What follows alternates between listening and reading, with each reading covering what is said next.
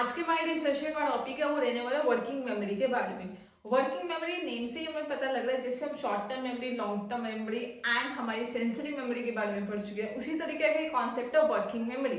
Working memory का मतलब क्या होता है? मेमोरी जो आपकी काम कर रही है, या हम ये बोल सकते हैं कि जो एट प्रेजेंट एक्टिव टाइम पे है। तो इसको हम एक डेफिनेशन से समझते हैं, देन एक स्टेजेस है, देन एक एग्जांपल जिससे आप इसे बेटर रिलेट कर पाएंगे। तो देखते हैं क्या होता है। It act as a mental workspace. क्या है आपके मेंटल वर्कस्पेस?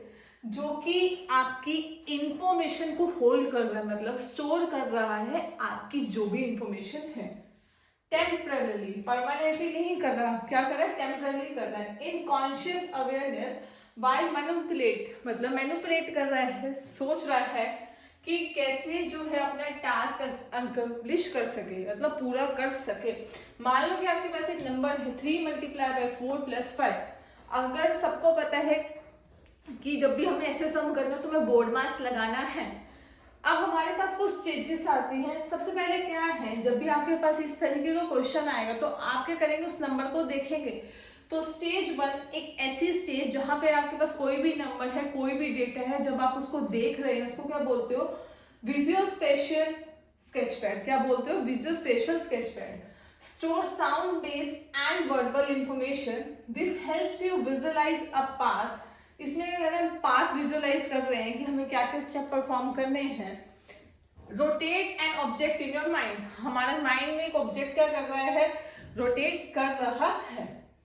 अब इसमें क्या हो गया, हमने क्या करा 3 × 4। आपके माइंड में क्या आएगा? 3 × 4 12। तो क्या हो गया, रिपीट हो रहा है आपके माइंड में 12। जब आप 12 में स्टोर कर रहे हो आंसर को, किसमें आएगा? Phonological group.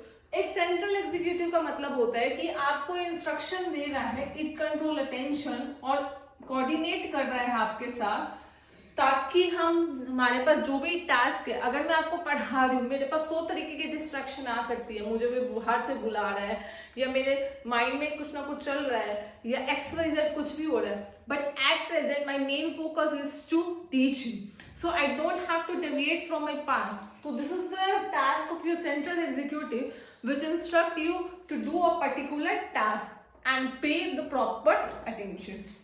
And the last one is your episodic buffer. इसके अंदर क्या होता है, इंटीग्रेट करता है, मतलब जोड़ रहा है इंफॉर्मेशन कहाँ से? ऑल अदर कंपोनेंट से जो हमारे लॉन्ग टर्म मेमोरी के पास है, ताकि जो भी आपकी इंफॉर्मेशन है वो कोहेरेंट आए, एक जैसे इंफॉर्मेशन आए।